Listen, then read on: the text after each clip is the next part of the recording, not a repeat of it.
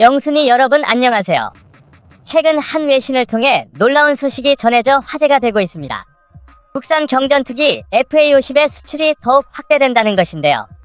이와 관련해 얼마 전 인도네시아가 T-50의 연체 대금을 환율차로 인한 손해를 봐가면서 7가지 허겁지겁 지급한 이유가 밝혀져 더욱 이목을 끌고 있습니다. 어떤 내용인지 자세히 살펴보겠습니다. 최근에 한국 방사는 세계 무기 시장을 싹 쓸어 담고 있습니다. 전차와 자주포는 물론이고 무기 공학의 정수라고 할 수 있는 전투기 시장에도 한류가 몰아치고 있는데요. 동남아, 중동, 동유럽을 넘어 이제는 아프리카와 미국까지 넘보고 있습니다. 국산 명품 경전투기인 FA-50은 지난 2011년 인도네시아에 수출된 이래로 10년 넘게 전 세계 각국으로 팔려나가고 있는데요. 최근 결정된 폴란드로의 수출은 특히 그 의미가 컸습니다. 폴란드의 자금 지원을 받아 현지화 개량형인 FA-50PL을 개발하면서 그 대부분의 개선점을 동일하게 반영한 FA-50 보아 기십이 탄생할 예정이기 때문입니다. 이 FA-50 보아 기십에는 KF-21을 개발하며 습득한 다양한 신기술을 이식하는 작업이 이루어지는 동시에 서방에서 널리 쓰이는 공대공 문장인 AMRAAM과 사이드와인더가 통합됩니다. 이에 더해 현대화된 전투기의 필수 요건인 AESA 레이더가 탑재되고 합동헬멧조 준장치 JHMCS, 300갤런 외부 연료 탱크, NATO 호환 데이터 링크가 추가되죠. 그리고 이렇게 경전투기치고는 호화로운 성능 개선을 통해 한국은 즉각적인 효과를 보게 되었습니다. 바로 말레이시아가 인도의 테자스를 버리고 FA-50의 보아키십을 36대 약 2조 원 규모로 도입하기로 결정한 것입니다. 해외 방산 매체 디펜스 시큐리에이션은 신뢰할 수 있는 소식통을 통해 말레이시아 공군이 FA-50 보아키십을 도입할 계획임을 전해 들었다고 밝혔는데요. 보도에 따르면 말레이시아는 FA-50 보아키십의 AESA 레이더, 데이터 링크, AMRAAM과 사이드 와인더 통합, 그리고 GBU-38 JDAM의 통합을 눈여겨본 것으로 보입니다. 말레이시아 공군은 이러한 성능을 갖춘 FA-50의 새로운 변종은 어떠한 상황에도 대처할 수 있는 능력이 가장 많다며 한국의 무기를 채택한 배경을 밝혔습니다. 이로써 잘 만든 무기를 수출하고 현지의 자금 지원으로 개량하고 개선된 성능으로 또 다른 국가에 다시금 수출하는 선순환이 시작된 것인데요.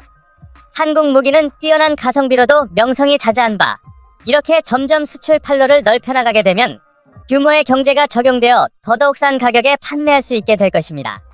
이러한 장점들을 종합하면 개량을 마친 후에 FA-50은 이미 동급의 전투기 중에선 견줄 상대가 없는 수준이 되는데요. 오히려 한 체급 위인 F-16V에도 근접하는 성능을 갖추고 있어 현대적인 하이로우 믹스 공군 전력을 구축하는 데 있어 거의 유일하고 완벽한 선택지가 되었습니다. 그리고 이 FA-50 보아키십의 수출길이 열리자 발등에 불이 떨어진 나라가 생겼습니다. 바로 인도네시아죠. 인도네시아는 FA-50의 원형인 T-50을 가장 먼저 수입해간 국가인데도 11년이 지난 지금까지도 그 대금을 제대로 지급하지 않고 있어 한국한테는 미운 털이 제대로 박혀 있는데요. 이들은 T-50뿐만 아니라 KF-21과 잠수함 사업에서도 개발비 지불을 정상적으로 이행하지를 않았던 상습범이라서 작년에 2차 도입분 계약에서는 선수금이 입금된 일자로부터 계약 이행이 시작되는 특이사항을 따로 만들어야만 했을 정도였습니다. 안전장치를 마련한 한국은 인니가 돈을 낼 때까지는 계약된 수량을 생산할 필요가 없어져서 아쉬운 쪽이 숙이고 들어올 때까지 여유롭게 기다리고 있었는데요. 인도네시아는 의외로 그렇게까지 오래 끌지는 않고 FA-50의 말레이시아 수출 소식이 들려오자마자 1년 여만에 허겁지겁 선수금을 입금했습니다. 선수금 입금 시기는 FA-50의 수출 소식이 들려오기보다 대략 일주일 정도 빨랐는데 언론 보도가 시작되기 전에 정보를 입수한 인도네시아 군부가 인도 시기를 하루라도 앞당기기 위해서 급하게 계약금을 융통한 것으로 보입니다. 한국 입장에선 이들이 돈이 없어 입금하지 못한 것이 아니었다는 점이 괘씸하기 짝이 없는 일일 뿐입니다. 인도네시아가 이렇게 무언가에 꽂히기라도 한 듯 재빠르게 입금한 것은 말레이시아와 인도네시아의 관계가 매우 나쁘기 때문인데요. 인도네시아와 말레이시아는 말레이계의 역사적 정통성을 두고 서로 다투고 있으며 보르네오 지방의 영토 분쟁이 양국 간 전쟁으로 비화된 적도 있어 현재는 한일관계 버금가는 견원지간입니다. 그렇다 보니 이들은 서로를 명백한 적국으로 여기며 유사시 전쟁가까지 대비한 군비 경쟁을 벌이고 있는데요. 이런 가운데 인도네시아는 T-50을 먼저 확보했다고 생각했더니 돌연 말레이시아가 T-50보다도 아득하게 발전한 FA-50 보아키십을 도입하겠다고 나선 것입니다. 인도네시아는 한시라도 빨리 한국에 선수금을 지급해야만 자국의 군비를 확충하면서도 말레이시아의 신무기 도입을 조금이라도 늦출 수 있었던 것이죠. 하지만 이 때문에 인도네시아는 거의 500억 원에 가까운 금액을 더 내는 추저를 감내해야 했는데요. 약정상 작년 계약 체결 당시 환율을 가정한 금액으로 대금을 지급하기로 되어 있었기 때문에 1년 사이 오른 환율만큼 지급할 금액이 불어난 것입니다. 지급 일자를 차일피일 미루며 뻔뻔하게 버티던 인니가 추가적인 손해를 감수하면서 칠까지 돈을 뱉어낼 만큼 말레이시아의 고성능 무기 확보가 인니에겐 두려운 일이었던 것입니다. 인니가 FA50에 유난히 벌벌 떠는 이유는 KF-21은 대금 문제로 시제기조차 받지 못할 가능성이 높은 가운데 말레이시아가 도입하는 보아키10의 공대지 성능에 대응할 수단이 마땅치 않기 때문입니다. 말레이시아 공군이 눈여겨보았다고 직접 언급한 GBU-38 JDAM은 무할10 시리즈 무유도 항공폭탄에 장착해서 유도 능력을 부여하는 업그레이드 키트로 무작정 쏟아붓던 재래식 멍텅구리 폭탄에 장착하면 INS와 GPS를 통해 탄착점을 유도해줄 수가 있게 됩니다. 비교적 싼 값으로도 단순한 폭탄을 미사일처럼 운용할 수 있는 가성비 좋은 공대지 무장이죠. 다만 JDAM은 본체가 항공기 밑에 가려지는 동안은 위성의 GPS 신호를 수신할 수가 없어 항공기가 신호를 대신 받아서 전선을 통해 한동안 전달해줘야 하고, 그래서 GPS 수신 능력이 없는 항공기로는 운용할 수가 없는 단점이 있었죠. 태생부터 유도무기인 미사일같이 시스템 통합을 할 필요까지는 없지만 운용 기체의 성능을 어느 정도는 가리는 것입니다.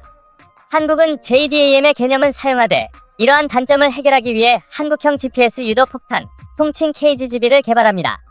무유도 항공폭탄이라면 한국 공군도 잔뜩 가지고 있고 북한의 장거리포나 방사포를 해치우는 데에는 이만한 물건이 없었기 때문이죠.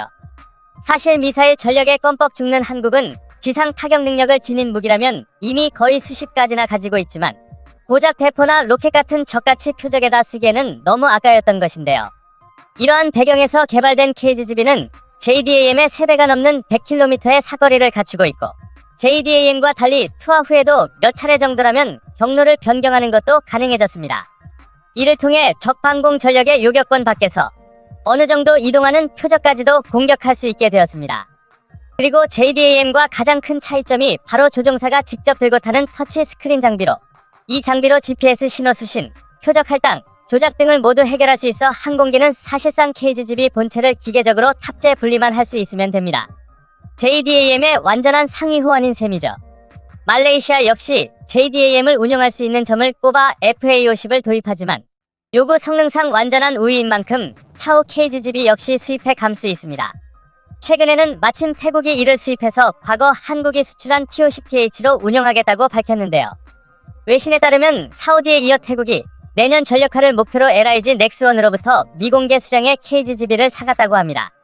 태국 역시 동남아의 맹주 자리를 두고 인도네시아와 다투고 있어 양국이 좋은 관계라고는 도저히 말할 수 없죠. 주변국이 차례차례 한국의 고성능 무기를 두르고 군비를 증강하는 상황. 인니는 한국을 상대로 더 이상 뻔뻔한 태도를 일관할 수가 없어졌습니다. 완납하지 못했다고는 하나 자신들이 댄 자금으로 개량된 무기를 다름 아닌 적국이 사서 두르고 있는 웃지 못할 상황이기 때문입니다. 이렇듯 한국의 FA50은 로우급 전투기 시장을 완전히 휘어잡고 몇몇 국가에서는 누가 먼저 FA50으로 무장하느냐를 놓고 경쟁을 벌일 정도가 되었습니다. 반면 개발 당시 FA50의 가장 까다로운 경쟁자로 여겨지던 스웨덴의 JAS-39 그리펜은 8년 동안이나 단 한 건의 계약도 따내지 못해 이젠 시장에서의 경쟁력을 완전히 잃어버렸다고 평가받고 있죠.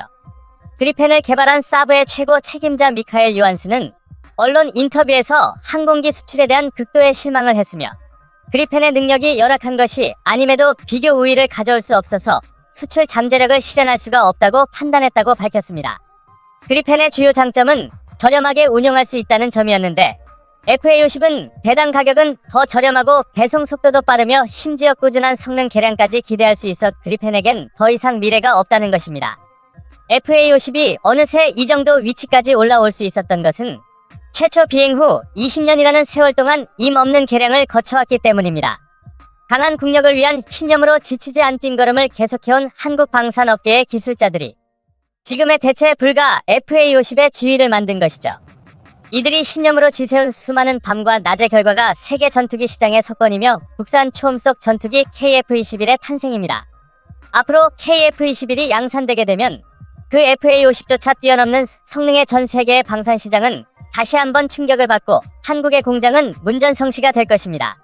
우리는 그 공이 모두 한국 방산 기술자분들에게 있음을 잊지 말아야 할 것입니다. 영상을 시청해주셔서 감사합니다. 좋으셨다면 구독